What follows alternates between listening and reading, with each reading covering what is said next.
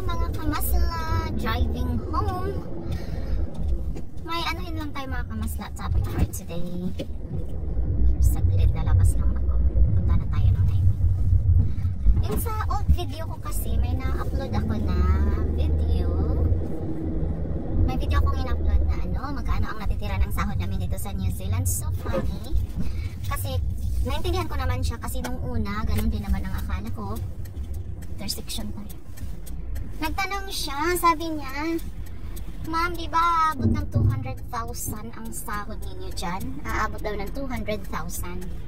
So, yun ang alam niya. Saturday, pero bakit ang traffic?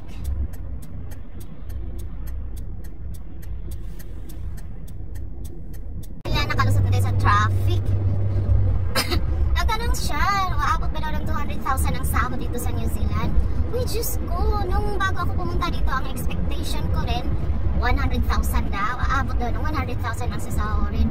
Mga kamasla, aabot naman talaga ng, 100,000 peso. Aabot naman talaga siya mga masla ng 100,000 peso.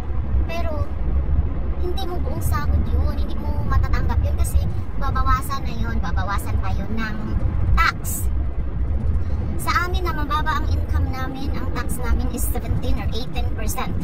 So yung mas malaki ang sinasahod, mas malaki din ang percentage ng tax nila. So isipin mo naman magkano ang nabawas sa sahod namin for tax. 18%.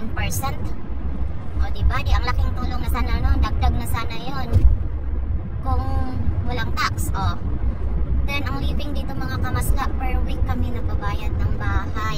Ang mahal ng rent ng bahay dito. Kung i-convert mo sa Pilipinas, malaking amount na rin yun. Ang pagkain dito, just ko nag-overspeed na tayo, ang pagkain dito, mahal talaga ang living sa New Zealand. Mahal ang living.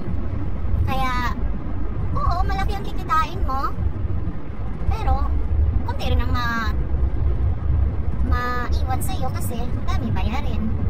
May mga tax, bahay, internet, mga bills, o diba? Eh, pag nasa New Zealand ka, easy lang makakuha ng cellphone, sasakyan, o panggas. So, parang even lang. Kasi ang tagal kong nagtrabaho sa Saudi Arabia, 7 years. So, ang akala ko, wag ka nang pumasok. Malapit na ako.